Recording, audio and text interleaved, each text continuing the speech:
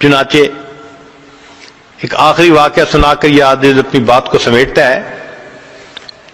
ایک محدث گزرے ہیں امام بقی الدین ابن مخلد رحمت اللہ علیہ. ان کا تذکرہ امام ذہبی رحمت اللہ علیہ نے سیر اعلام النبلاء اس میں کیا ہے. یہ اسپین کے رہنے والے تھے اور ان کی عمر 20 سال تھی.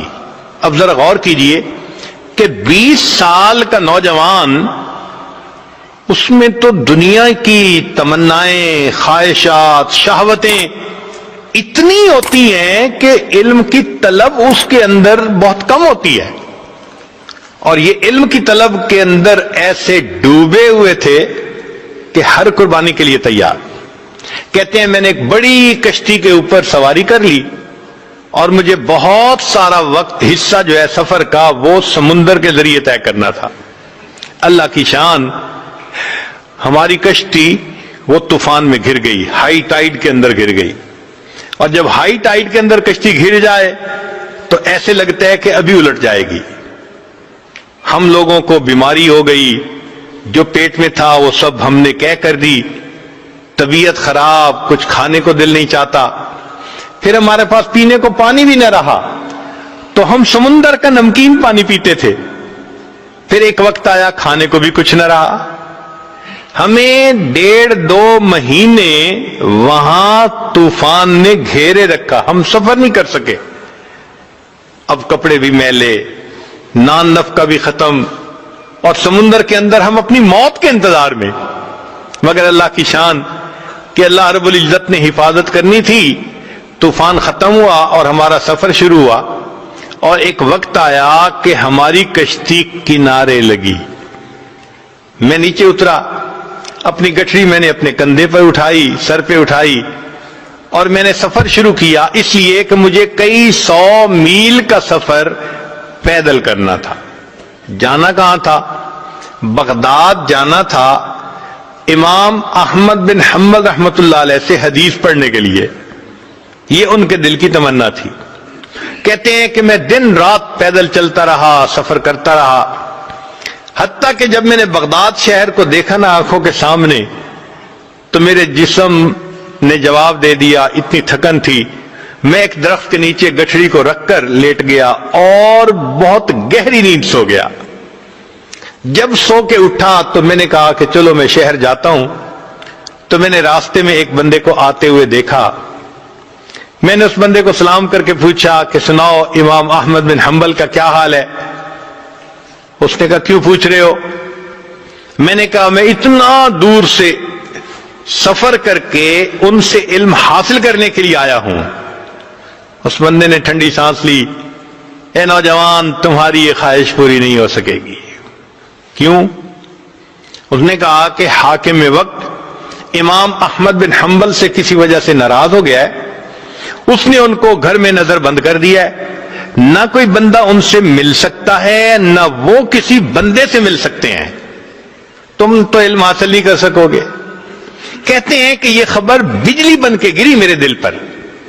مگر میں چلتا رہا حتیٰ کہ شہر پہنچ کے ایک سرائے کے اندر میں نے کمرہ کرائے پر لے لیا اور میں وہاں رات کو لیٹ گیا.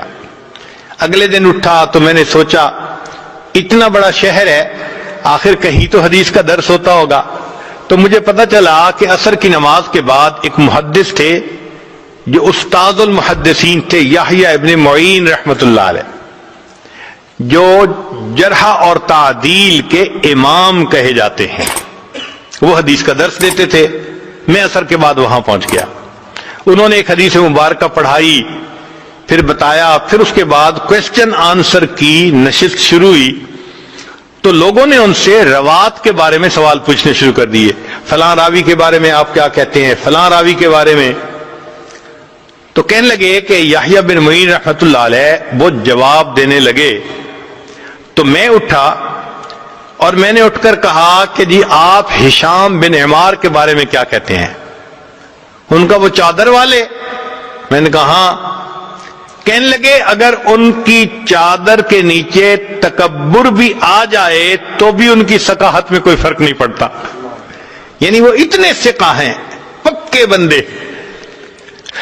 پھر میں نے دوسرا کوشچن پوچھنا شروع کیا تو جو قریب والے تھے انہوں نے میرا کرتا پکڑ کے کھینچا، ان کا طالب علم تو اجنبی نظر آتا ہے، یہاں کی مجلس کا یہ دستور ہے کہ ہر بندہ ایک مجلس میں ایک کوشچن پوچھ سکتا ہے، سارے کوشچن ایک ہی پوچھے گا تو باقیوں کی باری کیسے آئے گی؟ بیٹھ جاؤ۔ کہنے لگے جب انہوں نے کہا بیٹھ جاؤ تو میں نے، مسکین چہرہ تو تھا ہی صحیح، ان کی منت سماجت شروع کر دی، میں نوارد ہوں، مجھے پتہ نہیں تھا، میں نے اصل کوشچن تو اب پوچھنا تھا، میں یہ کوشچن پہلے پوچھتا۔ لوگوں نے میری فریاد کو دیکھا تو ان کو ترس آ گیا، وہ کہنے لگے اچھا ایک کوشچن اور پوچھ سکتے ہو۔ کہتے ہیں کہ میں نے یحییٰ بن معین رحمۃ اللہ علیہ سے ایک کوشچن اور پوچھتا، اور وہ کوشچن کیا تھا؟ میں نے پوچھا کہ مجھے امام احمد بن حنبل کے بارے میں آپ بتائیے کہ آپ کیا کہتے ہیں۔ میرے سوال کو سن کر یحییٰ بن معین رحمۃ اللہ علیہ نے سر کو جھکا لیا، مجمع پہ سناٹا چھا گیا، پن ڈراپ سائلنس۔ لوگ حیران تھے کہ اس بندے نے ایسا کوشچن پوچھ لیا، اس کو نہیں پتا کہ حاکم وقت کے عتاب میں ہے وہ۔ تھوڑی دیر خاموشی رہی، بالآخر یحییٰ بن معین رحمۃ اللہ نے سر اٹھایا، ٹھنڈی سانس لی اور کہا کہ امام احمد بن حنبل امام المسلمین ہے۔ جب انہوں نے یہ الفاظ کہے کہ احمد بن حنبل امام المسلمین ہیں تو میں نے دل میں اور پکا ارادہ کر لیا کہ میں نے ان سے حدیث پڑھنی ہے۔ جب درس ختم ہوا تو میں نے قریب کے ایک آدمی کو کہا کہ مجھے امام احمد بن حنبل کا گھر دکھا دیجئے۔ اس نے کہا بھائی نہیں، پولیس کو پتہ چل گیا تمہیں بھی سزا ملے گی، مجھے بھی ملے گی۔ پھر میں نے اس کو کہا کہ بھائی ایسے کرو کہ مجھے ساتھ لے چلو اور امام احمد بن حنبل رحمۃ اللہ علیہ کے دروازے سے گزرتے ہوئے تم آنکھ کے اشارے سے بتا دینا کہ یہ گھر ہے، پھر میں جانوں میرا کام جانے۔ اس نے کہا چلو اتنا میں کر دیتا ہوں۔ تو اس نے مجھے امام احمد بن حنبل کے گھر کا دروازہ دکھا دیا، میں نے راستہ اچھی طرح یاد کر لیا اور میں لوٹ کے اپنے ہوٹل کے کمرے میں آ گیا۔ اب میں رات بھر سوچتا رہا کہ امام احمد بن حنبل سے میں علم حاصل کیسے کر سکتا ہوں، مجھے چین نہیں آتا تھا، میرا دل سکون میں نہیں تھا، میں کیسے ان سے علم حاصل نہ کروں، مجھے ہر قیمت پہ علم حاصل کرنا ہے۔ کہنے لگے جب صبح اٹھا تو میرے ذہن میں خیال آیا، میں نے کیا کیا، اپنے ایک گھٹنے کو کپڑے سے باندھ لیا، یعنی جیسے کوئی وونڈ ہوتا ہے تو میں نے اس کے اوپر کپڑا باندھ دیا اور ایک لاٹھی پکڑ لی اور ایک کشکول بھی ہاتھ میں لے لیا اور باہر نکل کے میں نے بھیک مانگنی شروع کر دی۔ اس زمانے میں جو سائل بھیک مانگتا تھا وہ چیزیں نہیں مانگتا تھا، صرف ہاتھ پھیلا کر اتنا کہتا تھا اجرکم علی اللہ، اور اجرکم علی اللہ کہنے پر لوگ سمجھ جاتے تھے کہ اس کو ضرورت ہے، کچھ دے دیتے تھے کچھ نہیں دیتے تھے۔ کہنے لگے کہ میں شہر کی گلیوں میں بھیک مانگتا رہا، کچھ لوگ مجھے سوالیہ نظروں سے دیکھتے کہ چہرے سے تو یہ نوجوان نظر آتا ہے، کیوں بھیک مانگ رہا ہے، اور کچھ ترس کھا کے کچھ دے دیتے۔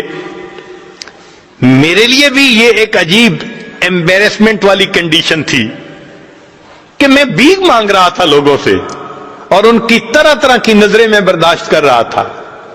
مگر میں ایسے وقت میں امام احمد بن حنبل رحمۃ اللہ کے دروازے پر گیا کہ جب لوگوں کی چلت پھرت ذرا کم تھی، جیسے دوپہر کے بعد قیلولہ کا وقت ہوتا ہے، لوگ سو جاتے ہیں۔